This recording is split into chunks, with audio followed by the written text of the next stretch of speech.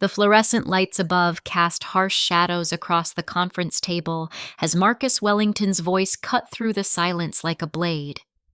12 of my colleagues sat frozen in their chairs, witnessing what they never expected to see on a Tuesday morning at Wellington Tech Solutions. Julia Patterson, your chronic disrespect and insubordination have become unbearable, he announced, his cold eyes fixed on mine. Your employment is terminated effective immediately. The room held its breath as I stood slowly meeting his gaze with unwavering calm. Thank you for the opportunity, Marcus, I replied softly, my voice steady despite the thundering of my heart. 3 months earlier, the autumn leaves were just beginning to turn golden when Marcus Wellington called me into his corner office. The late September air carried a crisp promise of change that I couldn't have imagined would affect my life so dramatically. As a senior data analyst at Wellington Tech Solutions, I had spent 4 years building my reputation on precision integrity and an almost supernatural ability to predict market trends through complex algorithms. At 28 years old, I had become the go-to person for any financial modeling that required both technical expertise and creative problem-solving. My desk overlooked the bustling downtown district, and every morning I arrived with coffee in hand, ready to dive into spreadsheets and databases that most people found incomprehensible. My colleagues respected my work, and I took pride in the fact that my forecasts had consistently helped the company make profitable decisions. Marcus sat behind his mahogany desk, his expensive suit perfectly pressed and his silver hair styled with meticulous care. He had always struck me as someone who valued appearance over substance, but his position as our department head meant his opinions carried weight with upper management. The promotion to regional director that he had been pursuing for 2 years was finally within reach, and everyone knew how desperately he wanted it. Julia, I have an important project for you. He began sliding a thick folder across the polished surface toward me. The board needs our quarterly revenue forecasting model for their presentation next month. This is crucial for my evaluation, and I need your best work. His smile felt forced, lacking the warmth that genuine appreciation should carry. I opened the folder and immediately saw the scope of what he was requesting. This was not just any routine analysis. The board would use these projections to determine budget allocations, strategic planning, and personnel decisions for the entire upcoming year. The weight of responsibility settled on my shoulders as I realized that Marcus's promotion depended heavily on how well this presentation went. Over the next 2 weeks, I immersed myself in the data with the same passion that had always driven my work. I spent long hours after my colleagues had gone home cross-referencing sales figures, market indicators, and customer behavior patterns. What I discovered made my stomach turn. Sarah Chen, who worked in the cubicle next to mine, had been expressing subtle concerns about the company's financial health for months. She was a meticulous accountant with nervous energy who often stayed late to double-check her calculations. During our coffee breaks, she would mention discrepancies she had noticed in various departments, though she never directly accused anyone of wrongdoing. Something doesn't add up, Sarah confided one Thursday afternoon as we walked to the break room together. The numbers that Marcus has been reporting to the board don't match what I'm seeing in the actual transaction records. I've checked and rechecked my work, but there's definitely a gap. Her hands trembled slightly as she poured her coffee, and I could see the stress etched in the lines around her eyes. Derek Thompson, Marcus's eager assistant, had been hovering around my workspace more frequently than usual. He was a tall, thin man in his early 30s who seemed to view his proximity to Marcus as a pathway to advancement.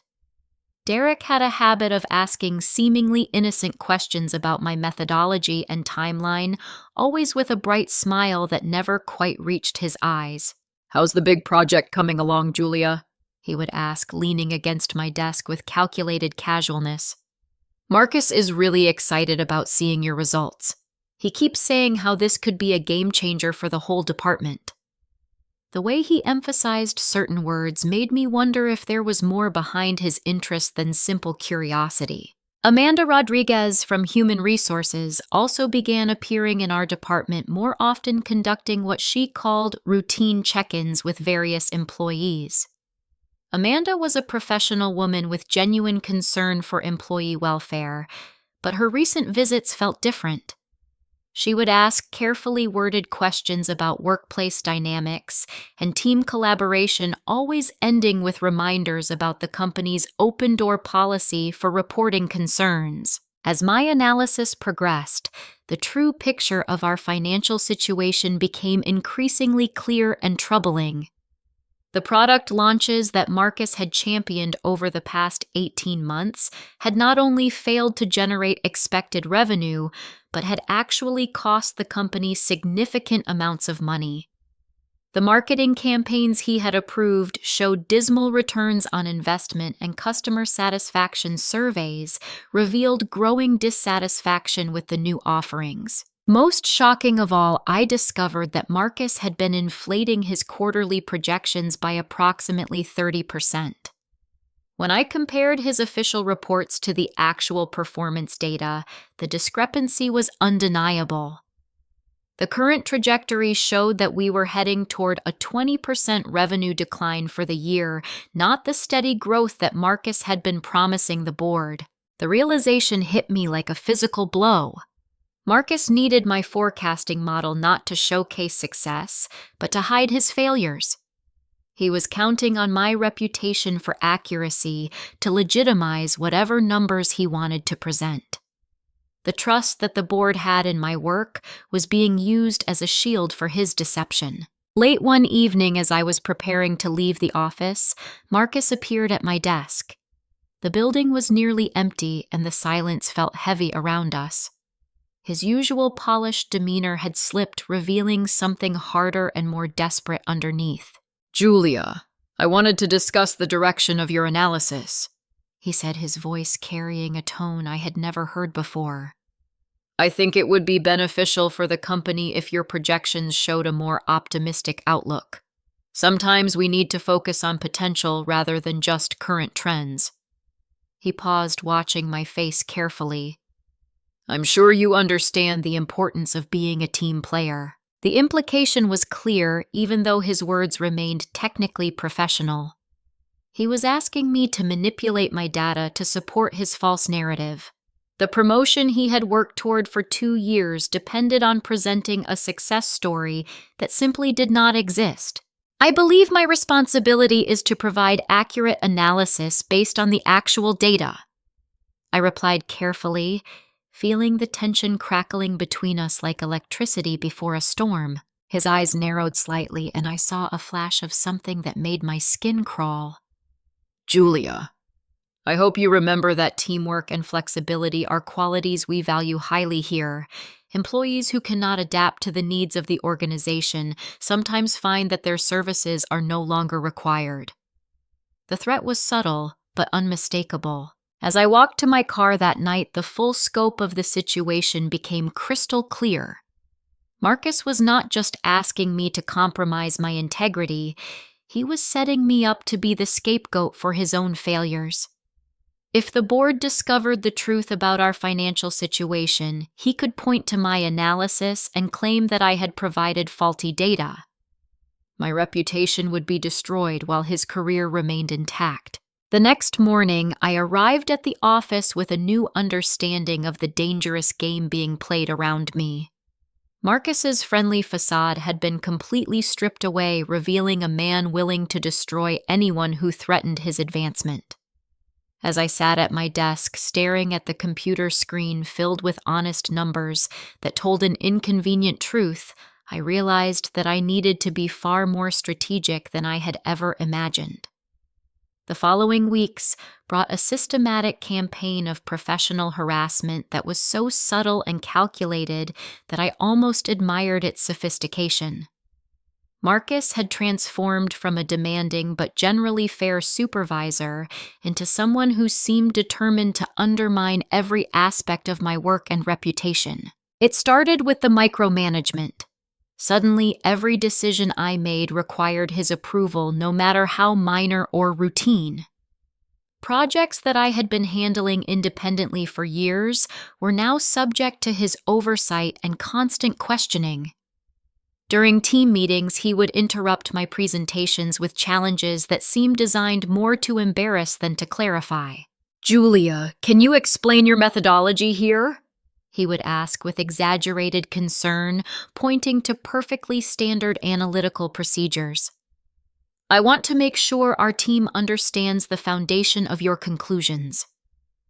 The implication was always that my work was somehow questionable or overly complex. Linda Foster, the senior vice president who oversaw multiple departments, began to notice the change in dynamics. Linda was a woman in her early 50s who had earned her position through decades of solid performance and genuine leadership skills. She had always appreciated my work and often sought my input on strategic planning initiatives. One afternoon, Linda stopped by my desk with what appeared to be a casual question about quarterly projections, but I sensed there was more to her visit.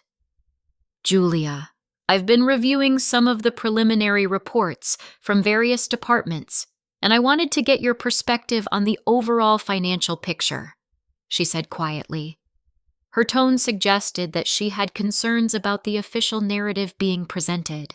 "I think there are some significant challenges that need to be addressed," I replied carefully, knowing that Marcus might be within earshot. "The data suggests we should be preparing for some difficult conversations about realistic expectations." Linda nodded thoughtfully, her expression confirming that she understood the subtext of my words. "I appreciate your honest assessment. Your analytical skills have always been one of our department's greatest assets." She paused meaningfully. "I hope you know that your contributions are valued at the highest levels of this organization." Meanwhile, Kevin Murphy from IT Security had begun making routine checks that were anything but routine. Kevin was a meticulous professional who took data protection seriously, and he had noticed some unusual activity around my files and access records. "Julia, I wanted to alert you to some irregularities in your account activity," he said during a brief hallway conversation. "It appears that your files have been accessed outside of normal business hours and from workstations other than your own. I thought you should be aware in case there are security concerns." His professional tone carried an undertone of warning that made my pulse quicken. The implications were clear. Someone was monitoring my work far more closely than was appropriate or necessary. The systematic nature of the surveillance suggested that this was not random curiosity, but a deliberate effort to track my progress and potentially gather evidence that could be used against me. Patricia Wells, a veteran analyst who had survived multiple regime changes and corporate restructurings, became an unexpected ally during this increasingly tense period. Patricia was in her early 60s and possessed the kind of institutional knowledge that made her nearly irreplaceable. She had seen ambitious executives rise and fall, and she had developed an acute sense for recognizing dangerous political situations. "Honey, I've been watching what's happening to you, and I don't like what I see," Patricia said quietly during a lunch break when we were safely away from the office. "I've seen this pattern before, and it never ends well for the person being targeted. You need to start protecting yourself immediately." Her advice was both practical and sobering. "Document everything. Save copies of all your communications. Keep records of every interaction and every change to your work assignments. And most importantly, make sure you have backup copies of all your analysis stored somewhere secure that only you can access." Patricia's warning proved prophetic as Marcus escalated his campaign of systematic sabotage.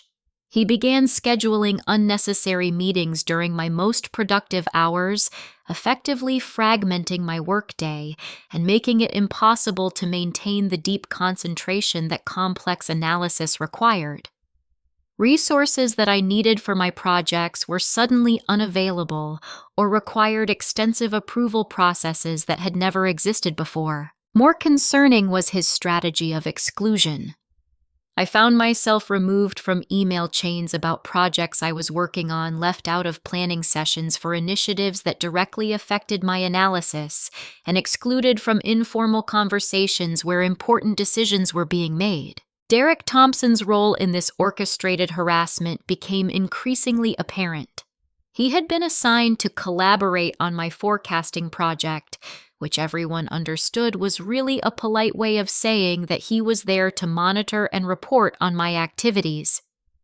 Derek approached this assignment with the enthusiasm of someone who saw an opportunity to advance his own career by demonstrating loyalty to Marcus. "I'm really excited to learn from your expertise, Julia," Derek said with artificial enthusiasm during our first official collaboration meeting. "Marcus thinks it would be beneficial for me to understand your analytical processes so I can provide better support for the team." His notebook was always open, and he took detailed notes about everything I said, even comments that seemed completely irrelevant to the project. As the weeks passed, I began to notice that Marcus was actively spreading rumors about my attitude and performance. Colleagues who had previously sought my input on projects started maintaining a professional distance. The casual conversations that had made the workplace enjoyable gradually disappeared, replaced by awkward interactions and careful politeness.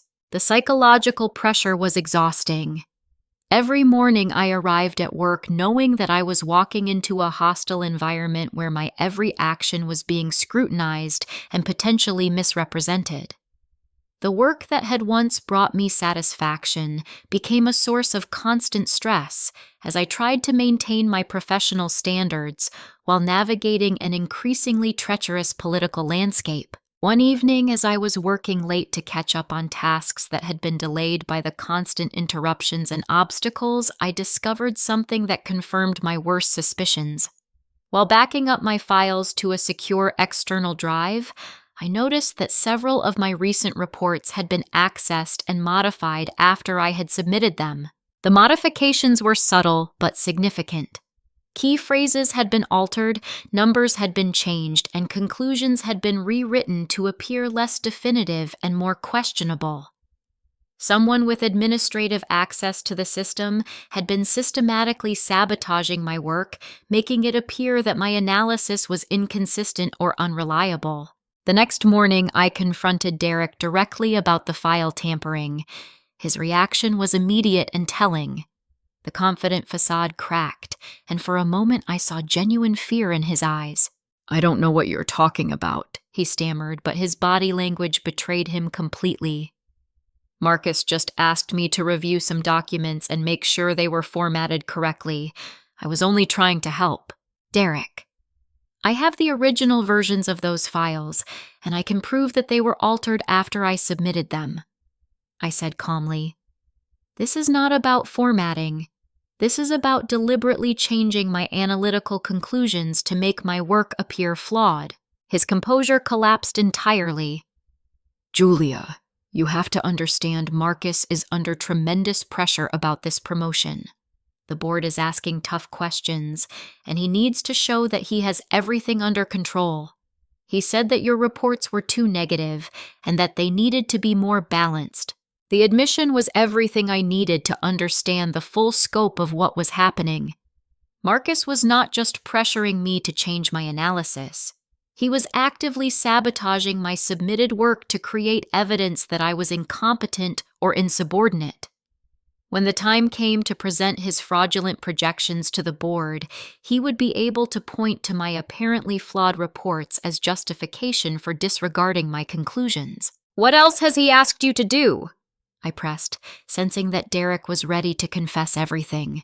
"He wants me to document instances of your supposed unprofessional behavior. He's asked me to report on your interactions with other employees and to note any signs of a bad attitude or resistance to teamwork." Derek's voice was barely above a whisper. "He said that if the forecasting project doesn't go well, he might need to make some personnel changes to protect the department."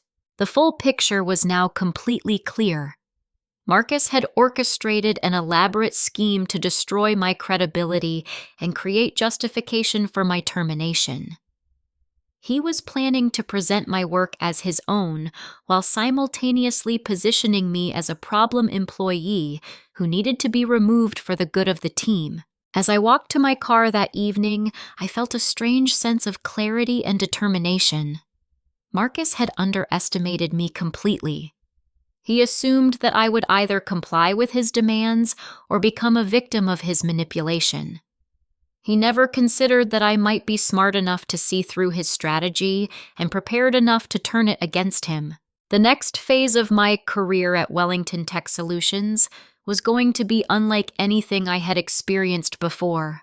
But for the first time in weeks, I felt confident about the outcome. The first week of November brought an artificial crisis that was so transparently manufactured that I almost laughed when Marcus presented it. He burst into the office on a Monday morning with theatrical urgency, announcing that he had discovered critical errors in our financial projections that required immediate correction. "Julia, we have a serious problem," he declared loud enough for half the department to hear. "The preliminary data you submitted contains significant miscalculations that could embarrass us in front of the board. I need you to work this weekend to fix these issues before they become a major crisis." The supposed errors he identified were actually accurate calculations that painted an unflattering picture of our department's performance. What he called miscalculations were simply honest assessments of our failing product launches and declining market position. The weekend emergency was nothing more than an attempt to pressure me into changing numbers that told an inconvenient truth. Robert Jameson from the legal department had been observing these developments with growing concern. Robert was the nephew of the company founder, a connection that gave him both insight into executive decisions and a certain level of protection when expressing unpopular opinions. He was also a genuinely ethical person who had always treated employees fairly regardless of their position in the corporate hierarchy. "Julia, I wanted to speak with you confidentially about some concerns I've been hearing," Robert said quietly during a chance encounter in the parking garage. "There have been some conversations in executive circles about your department that don't seem to match the reputation you've built here. I thought you should know that not everyone believes the narrative that's being presented." His warning confirmed what I had suspected. Marcus was already laying the groundwork for my termination by spreading false stories about my performance and attitude. The manufactured crisis was designed to create documentation that would support his claims of my incompetence. Michelle Davis, the evening security guard, had become an unexpected source of information about after-hours activities in the building. Michelle was a former police officer who noticed details that others might miss, and she had developed genuine friendships with many of the employees who worked late. "Ms. Patterson, I thought you might want to know that Mr. Wellington and his assistant have been coming into the office several times on weekends over the past month," Michelle mentioned casually as I was leaving late one evening. "They always go straight to the server room and your department area. I'm required to log all after-hours access so there's an official record if you ever need it." The implications were chilling.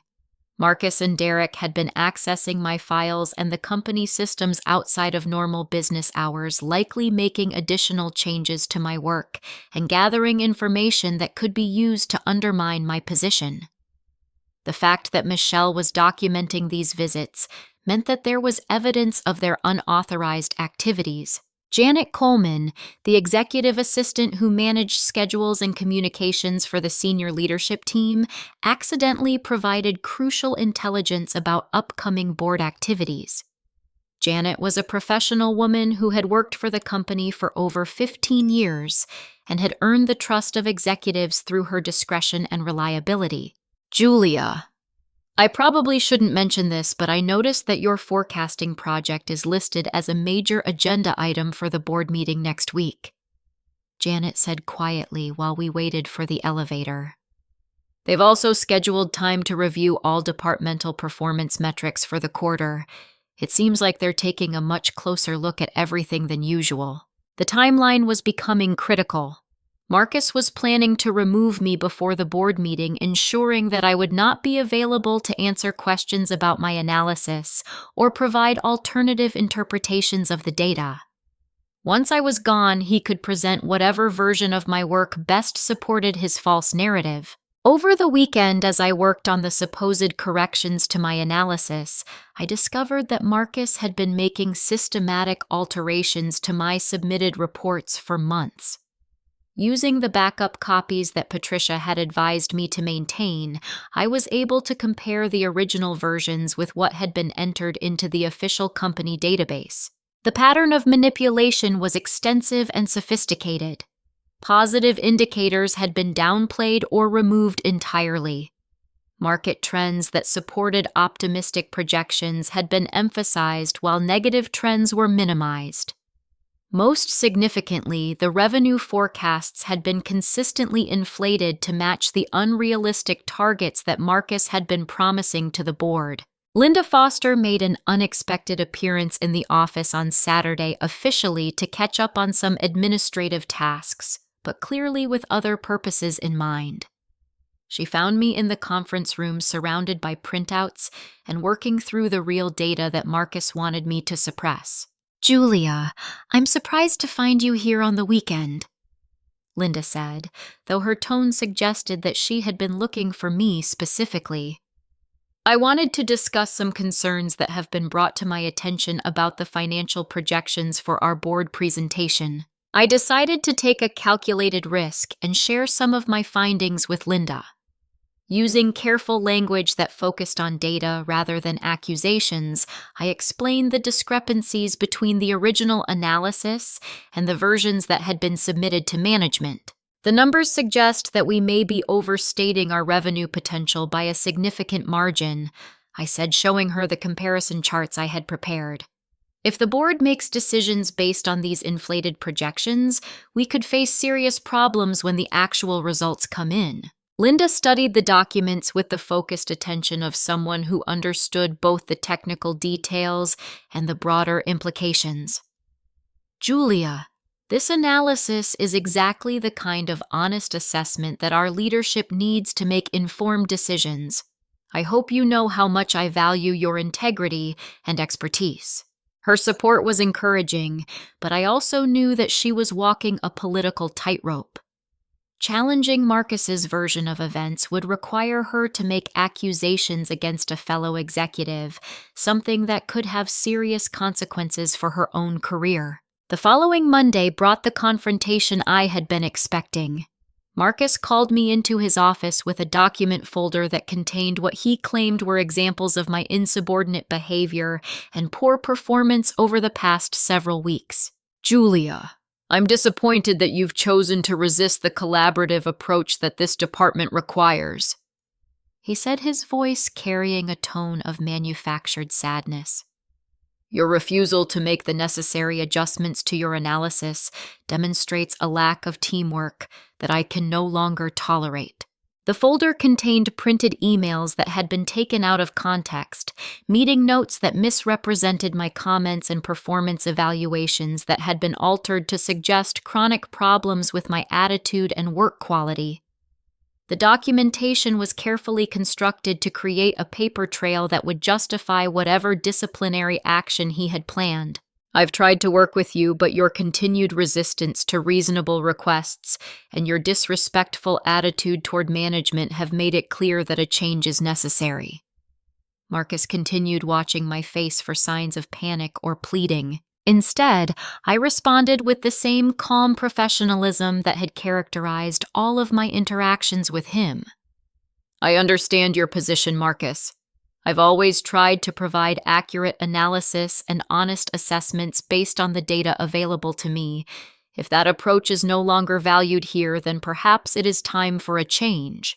My unexpected composure seemed to unbalance him. He had clearly expected me to become defensive or emotional reactions that would have supported his narrative about my unprofessional behavior. Instead, my measured response suggested confidence and preparation that he had not anticipated. That evening, Linda Foster sent me a brief email that confirmed my suspicions about the accelerated timeline. "Julia, I wanted to let you know that the board meeting has been moved up to this Wednesday. Several members have expressed urgency about reviewing our departmental forecasts as soon as possible. I thought you should be aware of this change." The trap was closing, but not in the way that Marcus had planned. His scheme depended on removing me before I could present my analysis to the board or explain the discrepancies between his version of events and the actual data. By moving up the timeline, he thought he was protecting himself from exposure. What he did not realize was that I had been preparing for this exact scenario for weeks. Every document had been copied and secured. Every conversation had been documented. Every attempt at manipulation had been recorded and preserved. The next 48 hours would determine whether Marcus's elaborate deception would succeed or whether his own tactics would ultimately destroy him. Wednesday morning arrived with the kind of crisp November air that promised winter was approaching quickly. I dressed carefully that morning, choosing a professional navy suit that projected competence and dignity. As I drove to the office, I felt a strange sense of calm that comes from knowing that a long and difficult period of uncertainty was finally about to reach its conclusion. Marcus had called an emergency team meeting for 10 o'clock, ostensibly to address what he described in his email as ongoing performance and attitude issues that are affecting departmental morale. The timing was clearly designed to occur before the board meeting that afternoon, ensuring that his version of events would be established and witnessed before any alternative narrative could be presented. The conference room was unusually crowded when I arrived.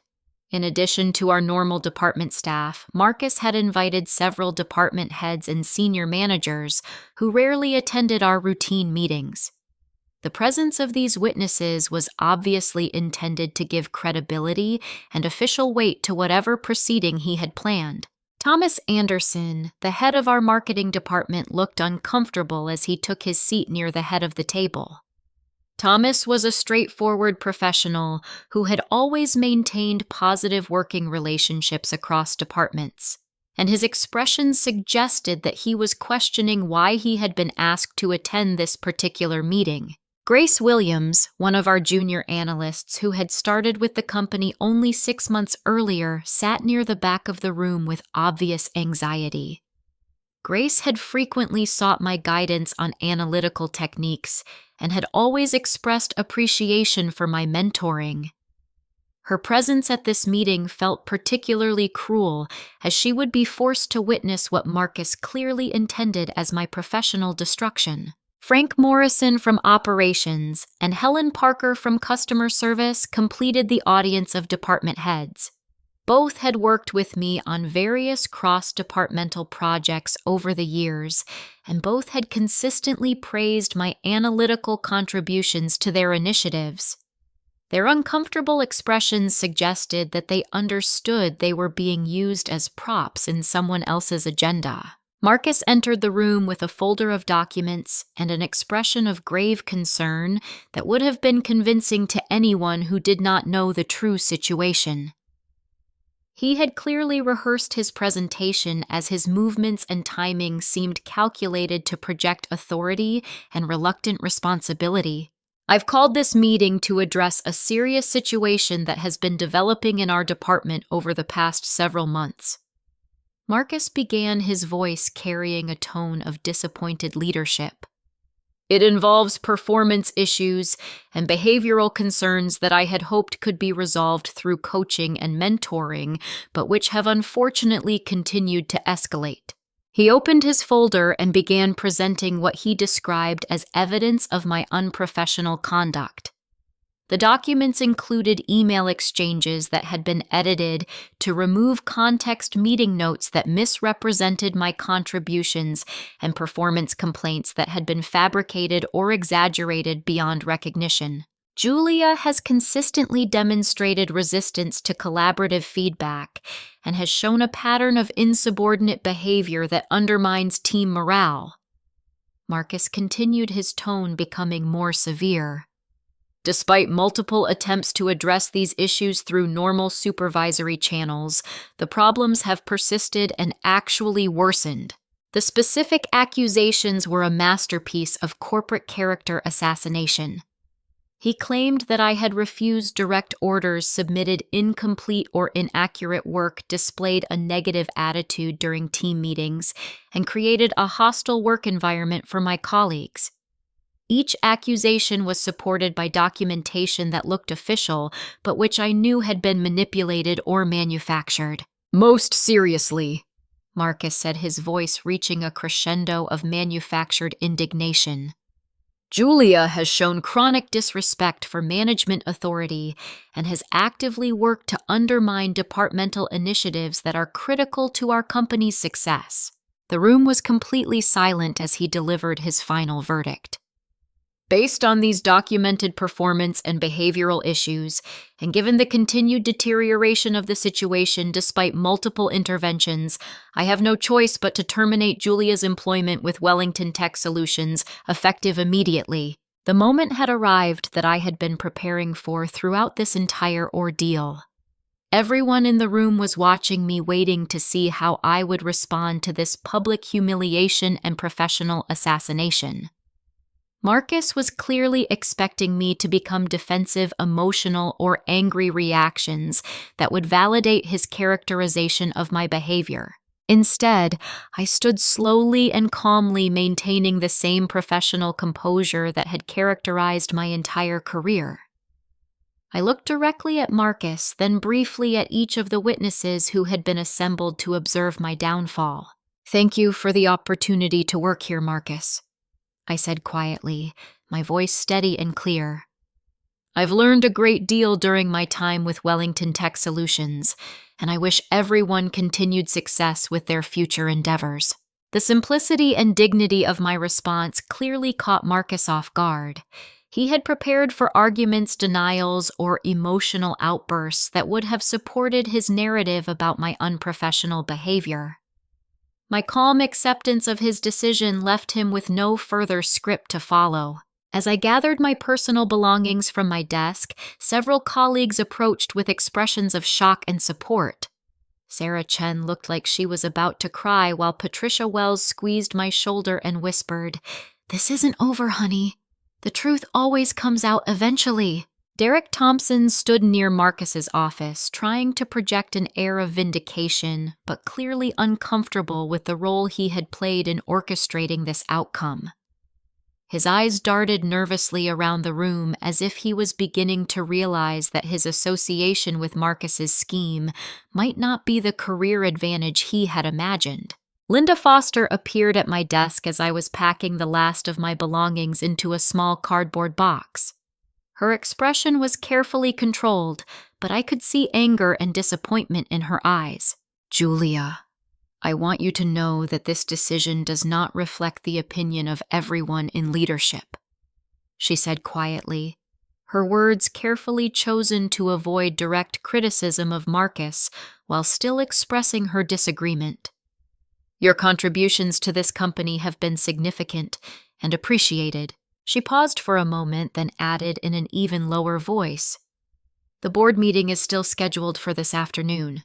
Your analysis was specifically requested by several members who value your expertise." The implication was clear. Marcus's timing was designed to prevent me from participating in discussions where my knowledge might contradict his version of events. As I walked toward the elevator carrying my box of personal items, I caught sight of Marcus watching from his office doorway. His expression showed satisfaction mixed with something that looked almost like relief. He had successfully removed the primary threat to his deception and established a public narrative that would explain any future problems with the forecasting project. What Marcus did not know as he watched me leave the building that morning was that I had spent weeks preparing for exactly this scenario. The calm acceptance that had so clearly frustrated him was not resignation, but confidence. I had documented everything, preserved all evidence, and established relationships with people who understood the true situation. The board meeting that afternoon would proceed without my physical presence, but my influence on the proceedings would be far greater than Marcus could possibly imagine. The very analysis that he had tried to suppress and manipulate would soon be presented in its original unaltered form to the people who had the authority to hold him accountable for his deceptions. As I drove home from Wellington Tech Solutions for what I assumed would be the last time, I felt none of the devastation that Marcus had intended for me to experience. Instead, I felt the quiet satisfaction of someone who had played a longer game than her opponent realized. The next phase of this confrontation would begin within hours, and this time Marcus would be the one caught unprepared. The 24 hours following my termination unfolded exactly as I had anticipated. Marcus spent the remainder of Wednesday basking in the aftermath of what he believed was his successful elimination of the primary threat to his promotion.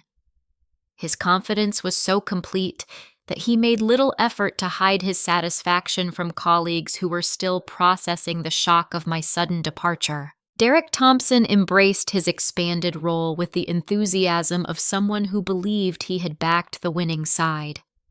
He immediately moved into the workspace adjacent to Marcus's office and began referring to himself as the interim lead analyst for our department. His swagger and self-importance were so obvious that even his supporters began to find his behavior distasteful. The rest of the department operated in a subdued atmosphere that Marcus seemed to interpret as respect for his decisive leadership. In reality, many of my former colleagues were struggling to reconcile the professional termination they had witnessed with the competent and collaborative person they had worked alongside for years. Sarah Chen was particularly affected by the sudden change. She had relied on my guidance for complex analytical challenges, and my absence left her feeling isolated and uncertain about her own position.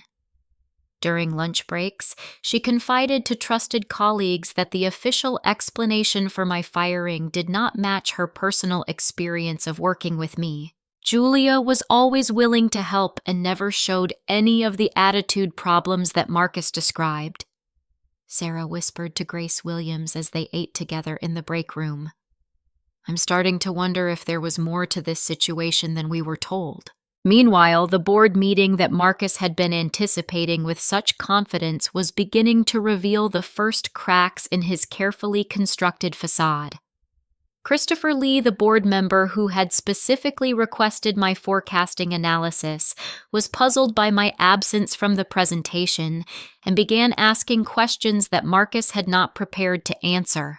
I was expecting to hear directly from Julia Patterson about the methodology behind these projections, Christopher said during the afternoon session. Her analytical reputation was one of the reasons we felt confident about the accuracy of these forecasts. Why is she not participating in today's discussion? Marcus's explanation about my recent termination for performance issues immediately raised red flags for several board members who had previously praised my work.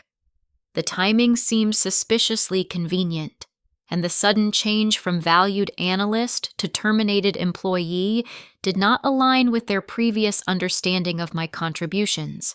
Linda Foster, who was attending the board meeting as part of the senior management team, carefully navigated the delicate situation by focusing on the technical aspects of the analysis rather than the personnel changes.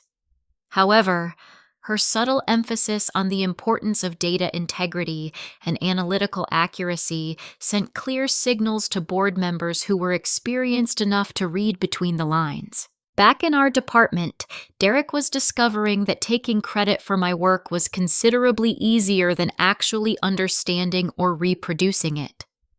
The forecasting models that I had developed over months of careful analysis were far more complex than he had realized, and the algorithms I had created were protected by security measures that he could not circumvent. Kevin Murphy from IT Security had implemented my requests for additional password protection and access controls several weeks earlier when I first became concerned about unauthorized changes to my files. The result was that the core components of my analysis were effectively locked away from anyone who did not have proper authorization. Derek, I need you to finalize the presentation materials for the follow-up board session next week, Marcus instructed with growing impatience. The board wants more detailed breakdowns of the revenue projections, and they're asking specific questions about the underlying assumptions. Derek's confident facade began to crumble as he realized that he could not access the fundamental data that supported the conclusions in my original analysis. The spreadsheets he could open contained only summary information, while the detailed calculations and forecasting algorithms were secured behind protections that he did not have the technical expertise to bypass. Marcus, I'm having some technical difficulties accessing some of Julia's more complex models, Derek admitted reluctantly. It appears that she used some kind of advanced security features that require special passwords or authorization codes. The color drained from Marcus's face as the implications became clear. Without access to my detailed methodology and supporting data, he could not answer the technical questions that the board was already beginning to ask. The presentation he had given that afternoon was based on summary conclusions that could not be defended or explained without the underlying analytical framework. Rachel Turner, a former colleague who had left Wellington Tech Solutions 6 months earlier for a position with a competing firm, reached out to me that evening with an unexpected phone call. Rachel had maintained friendships throughout the industry and had already heard rumors about my sudden departure from the company. Julia, I wanted you to know that there are people in the industry who are shocked by the news about your termination, Rachel said with genuine concern. Your reputation for analytical excellence is well established, and the official explanation doesn't make sense to anyone who knows your work. More importantly, Rachel had information about opportunities that were immediately available. David Wilson from Executive Search Partners called me this afternoon asking if I knew how to contact you. Apparently, several firms have heard about your situation and are interested in discussing senior analyst positions. Your reputation is actually opening doors rather than closing them. The irony was perfect. While Marcus celebrated his successful character assassination, my professional reputation was creating new opportunities that would have been difficult to pursue while still employed at Wellington Tech Solutions. The very public nature of my termination had made my availability known throughout the industry, and companies that had been quietly interested in recruiting me were now able to approach directly. Nancy Brown, a peer-level executive who managed a different department but interacted regularly with our team, began asking pointed questions about the circumstances surrounding my departure. Nancy was a sharp professional who had always respected my analytical contributions to cross-departmental projects, and my sudden termination struck her as both surprising and suspicious. Marcus, I'm curious about the situation with Julia Patterson, Nancy said during a routine management meeting the day after my firing. Her work on the market penetration analysis for my department was exceptional, and her professionalism was always exemplary. The issues you described seem inconsistent with my direct experience working with her. Marcus's response was defensive and evasive, providing generic explanations about personality conflicts and performance standards that failed to address Nancy's specific observations. His discomfort with her questions was obvious to other attendees, and several managers began to wonder if there was more to the story than they had been told. By Thursday evening, Marcus was beginning to realize that eliminating me had created as many problems as it had solved. The technical challenges that Derek was facing with my analytical models were only the beginning of a cascade of complications that threatened to expose the entire foundation of his deception. The board's follow-up questions were becoming more detailed and sophisticated, requiring explanations that could only be provided by someone who truly understood the methodology and assumptions behind the forecasting models. The superficial knowledge that Derek possessed was insufficient to support the conclusions that Marcus needed to defend. Most critically, Marcus was beginning to understand that my termination had not prevented me from remaining involved in the situation. My professional network was larger and more influential than he had realized, and my sudden availability had created opportunities for me to share my perspective with people who had the authority to investigate and act on what they learned. The first phase of his victory was already turning into the beginning of his downfall. Though he did not yet comprehend the full extent of the reversal that was approaching. The confidence that had carried him through Wednesday's termination meeting was being replaced by growing anxiety about consequences he had not anticipated. Friday morning would bring new challenges that would test his ability to maintain the deception he had worked so carefully to construct. Friday morning arrived with the kind of heavy gray clouds that promised an early winter storm.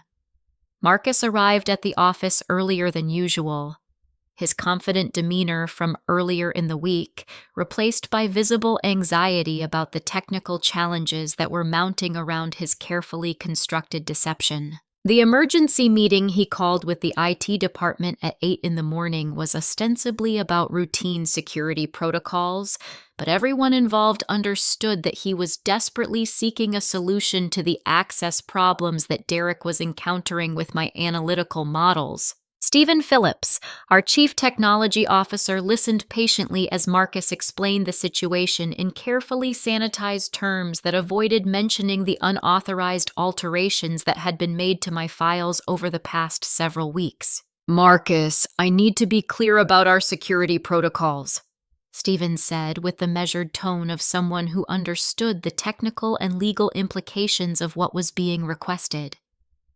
Julia Patterson implemented enhanced protection for her analytical models in accordance with our standard procedures for sensitive financial data.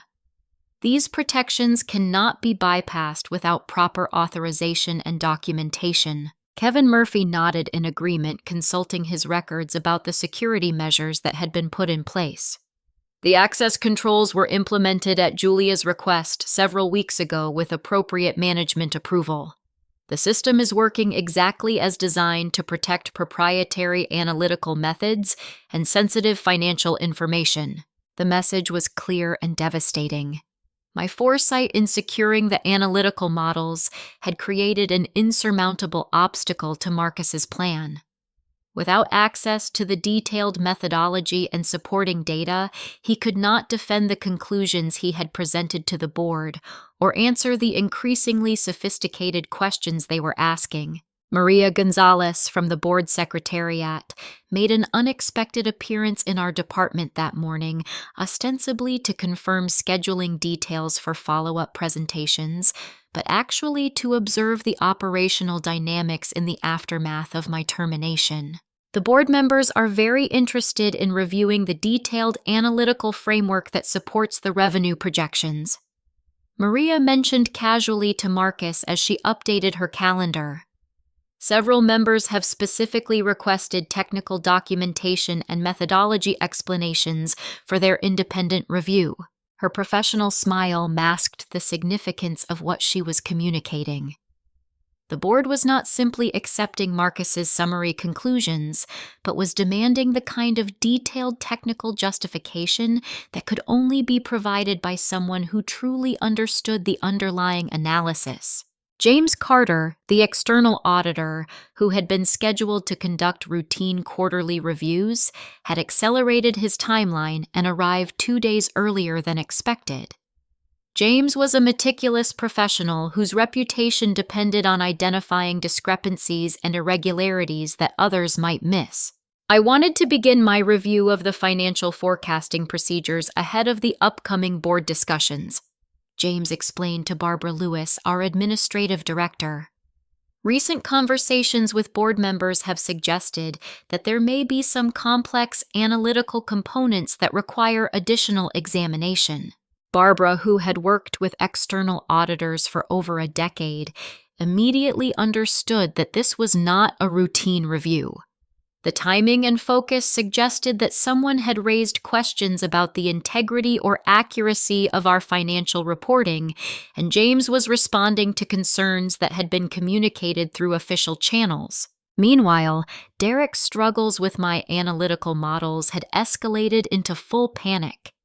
The password protections and access controls that I had implemented were proving to be more sophisticated than he had anticipated, and his attempts to circumvent them were generating security alerts that Kevin Murphy was required to investigate and document. "Marcus, we have a serious problem," Derek admitted during a private conversation in Marcus's office. "I cannot access the core algorithms that Julia used for the revenue forecasting. Without those components, I cannot explain how she arrived at her conclusions or defend the methodology if board members ask technical questions." The irony was exquisite. Marcus had spent weeks manipulating and altering my work, but his changes had been limited to summary documents and presentation materials.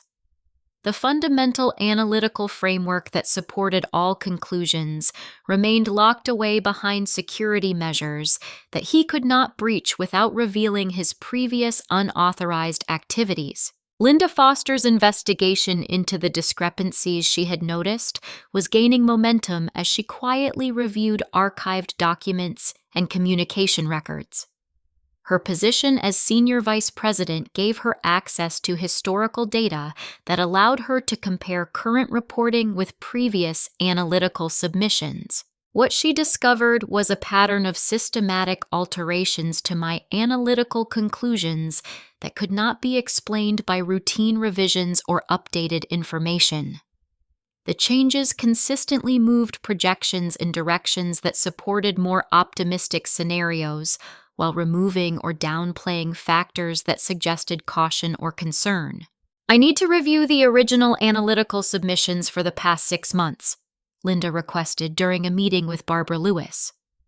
"I want to compare the initial conclusions with what was ultimately presented to management to ensure that our reporting procedures are maintaining appropriate standards of accuracy and transparency."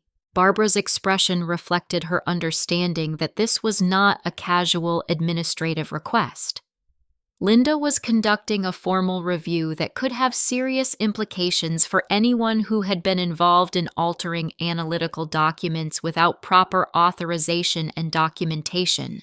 The afternoon brought an unexpected visit from Elizabeth Harper, the board chairwoman who rarely made appearances in operational departments except during formal inspections or when investigating serious concerns. "I wanted to observe the analytical processes that support our financial forecasting," Elizabeth explained to the assembled department staff. "The board takes these projections very seriously in our strategic planning, and we want to ensure that our procedures maintain the highest standards of professional excellence." Her presence in our department immediately after my termination was clearly not coincidental. Elizabeth was conducting her own assessment of the situation, gathering first-hand observations about the capabilities and dynamics of the team that was responsible for the analysis that would guide major corporate decisions. Marcus attempted to present Derek as the new analytical leader, but Elizabeth's questions quickly revealed the limitations of his understanding. When she asked about specific methodological choices and analytical assumptions, Derek's responses were vague and superficial, lacking the technical depth that sophisticated financial analysis required. "I would be interested in speaking with the analyst who developed these forecasting models," Elizabeth said diplomatically. "The technical sophistication suggests extensive experience and advanced analytical training that I would like to understand better." Marcus's explanation about my recent termination for performance issues was met with the kind of polite skepticism that experienced executives reserve for explanations that do not align with observable evidence. Elizabeth had not achieved her position by accepting convenient narratives without independent verification. By late afternoon, the convergence of multiple investigations and reviews had created a web of scrutiny that Marcus could not control or manage. The auditor was requesting access to original analytical documents. The board chairwoman was asking technical questions that Derek could not answer. Linda Foster was comparing historical submissions with current reporting. And the IT security department was documenting unauthorized access attempts to protected files. The final blow came when Elizabeth Harper requested a private meeting with Linda Foster to discuss her observations about the analytical capabilities and procedures within our department. This conversation would take place outside of Marcus's presence or influence, allowing Linda to share her concerns about the discrepancies she had discovered without fear of immediate retaliation. As Marcus sat in his office that Friday evening watching the building empty as colleagues departed for the weekend, he was beginning to understand that his elaborate scheme was collapsing with frightening speed. The confidence that had sustained him through my termination was being replaced by growing panic about consequences that seemed to be approaching from multiple directions simultaneously. The weekend would provide no respite from the mounting pressure. The board meeting scheduled for Monday morning would bring a level of scrutiny and questioning that would require explanations he was not prepared to provide. The analytical foundation that his entire deception depended upon remained locked away behind security measures that could not be bypassed without exposing his previous manipulation of my work. Most terrifying of all, he was beginning to realize that eliminating me had not prevented me from influencing the outcome of his scheme. My professional reputation and network of relationships were working against him in ways that he had never anticipated, and my careful preparation was proving to have been far more comprehensive than he had understood. Monday morning brought the kind of crystal-clear November sky that makes everything appear sharp and defined, as if the universe itself was preparing to reveal truths that had been hidden for too long. The board meeting was scheduled to begin at 9 o'clock, and by 8:30 the executive conference room was filled with tension that could be felt throughout the building. Elizabeth Harper called the session to order with the grave formality that indicated serious business was about to be conducted. The agenda had been modified over the weekend to focus specifically on what she described as irregularities in financial reporting procedures that required immediate investigation and resolution. Marcus entered the room with documents that he hoped would provide adequate explanations for the questions he knew were coming, but his confident facade from the previous week had been replaced by obvious anxiety about his ability to control the narrative. Michael Ross, the lead external auditor, presented his preliminary findings with the methodical precision that had made him one of the most respected professionals in his field. His review of our departmental procedures had revealed systematic discrepancies that could not be explained by routine analytical revisions or updated information. The comparison between original analytical submissions and final management reports shows a consistent pattern of modifications that alter fundamental conclusions. Michael explained displaying charts that made the manipulation visually obvious. These changes consistently move projections toward more optimistic scenarios while removing or minimizing factors that suggest caution or concern. The documentation was devastating and irrefutable. Michael had reconstructed the trail of alterations using archived system records, backup files, and administrative logs that provided a complete picture of when changes were made and by whom. The evidence showed months of systematic manipulation that could not be attributed to honest mistakes or routine corrections. Sandra White. Our legal counsel explained the potential consequences of deliberately falsifying financial projections and materials presented to the board and external stakeholders. The implications ranged from internal disciplinary actions to potential securities violations that could attract regulatory attention and civil penalties. The unauthorized alteration of analytical documents without proper disclosure represents a serious breach of fiduciary responsibility, Sandra stated with clinical precision.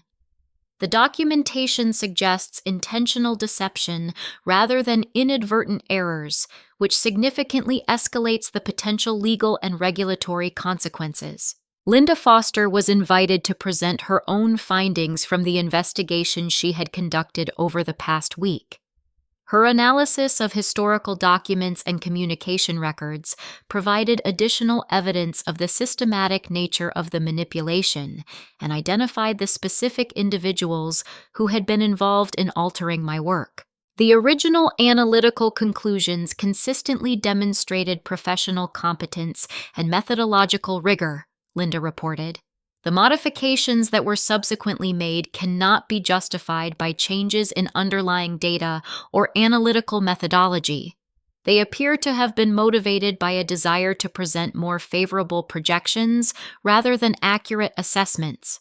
When Elizabeth Harper asked Marcus to explain the discrepancies and address the evidence of unauthorized modifications, his response was a disaster of evasion and blame shifting that convinced everyone present of his culpability. There may have been some misunderstandings about the collaborative process for refining analytical conclusions. Marcus stammered, his usual polish completely absent.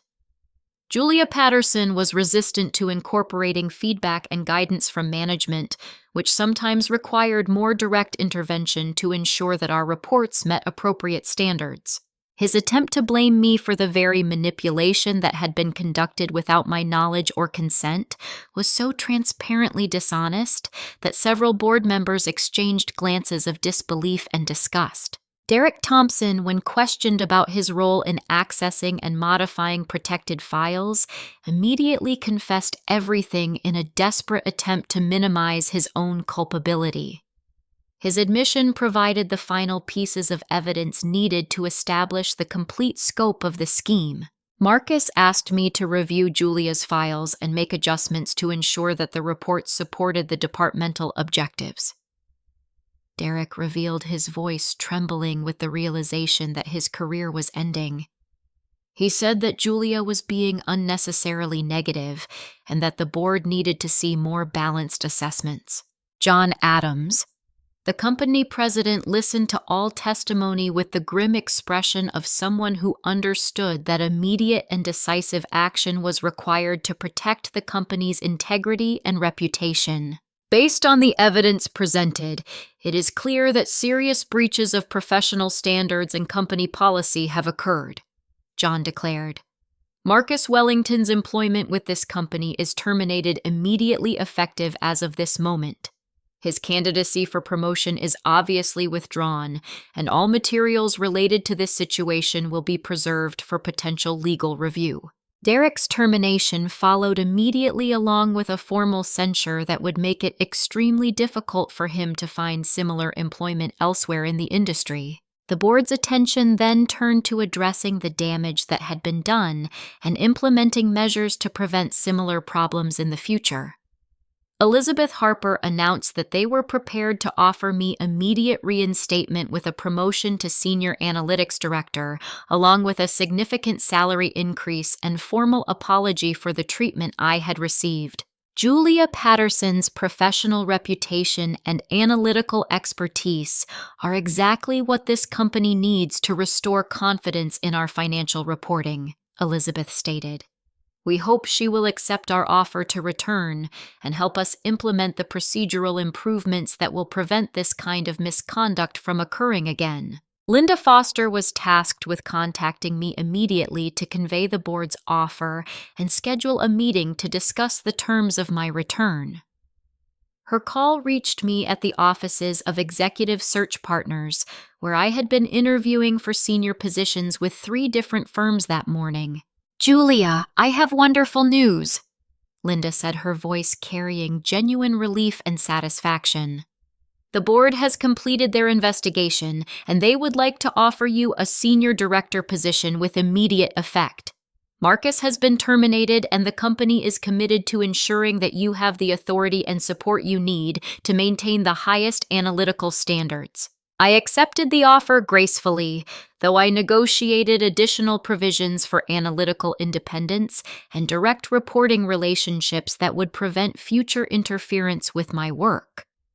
The board agreed to all of my requests, recognizing that rebuilding trust would require demonstrating genuine commitment to professional integrity. My return to Wellington Tech Solutions the following week was unlike anything I had experienced in my professional career. Colleagues who had witnessed my public humiliation now observed my vindication with a mixture of admiration and relief that justice had ultimately prevailed. Sarah Chen was among the first to welcome me back, expressing both personal happiness and professional gratitude that my expertise would again be available to support the department's work. "I never believed the things that Marcus said about you," she confided. "Your return proves that the truth always comes out eventually." Grace Williams, the junior analyst who had been so uncomfortable during my termination meeting, approached with genuine appreciation for the mentoring I had provided and excitement about continuing to learn from my experience and expertise. The new dynamics in our department were immediately apparent. The toxic atmosphere that Marcus had created was replaced by collaborative professionalism that allowed everyone to focus on their work without fear of political manipulation or personal attack. My first task as Senior Analytics Director was to review and correct the financial projections that Marcus had corrupted, ensuring that the board received accurate assessments that would support sound decision-making. The work was challenging but deeply satisfying, as I was finally able to present honest analysis without fear of retaliation or sabotage. The broader implications of the investigation extended far beyond our department. The board implemented new oversight procedures for financial reporting that included independent review processes and enhanced documentation requirements designed to prevent unauthorized modifications of analytical work. Marcus's professional reputation was permanently destroyed by the public nature of his termination and the detailed documentation of his misconduct. Industry contacts who had once viewed him as a rising executive now understood him to be someone who could not be trusted with responsibility or authority. Derek faced similar consequences, though his cooperation with the investigation and obvious regret for his actions allowed him to eventually find employment in a much more junior position with a different company. The lessons from this experience were profound and lasting. I learned that integrity is not just about doing the right thing when people are watching, but about building systems and protections that ensure truth can survive, even when those in authority attempt to suppress or distort it. 6 months later, as I stood in the same conference room where Marcus had publicly humiliated me, I was presenting quarterly forecasts to a board that trusted my analysis and valued my commitment to accuracy above all other considerations. The room was filled with respectful attention, rather than orchestrated witnesses, and my conclusions were accepted based on their merit rather than their convenience. The transformation was complete, not just in terms of my professional circumstances, but in the culture and standards of the entire organization. The painful experience had ultimately strengthened our company by exposing weaknesses in oversight and accountability that could have led to much more serious problems if they had remained hidden. Have you ever found yourself in a situation where doing the right thing seemed to make your life more difficult in the short term, but ultimately led to better outcomes than you could have imagined? The journey from public humiliation to professional vindication taught me that sometimes the greatest victory comes not from fighting back immediately, but from having the patience and preparation to let truth and justice work through their own natural processes. Thank you for following this story about the power of integrity and the importance of never compromising your principles even when the cost seems overwhelming. I hope it reminds you that authentic success comes from building your reputation on honesty and competence rather than manipulation and deception. Please share this story with anyone who might benefit from understanding that justice may be delayed, but it is rarely denied when we have the courage to stand up for what is right. Like this video if you believe that integrity ultimately triumphs over corruption. Subscribe for more stories about overcoming workplace challenges, and comment below about times when your commitment to doing the right thing led to unexpected opportunities and success.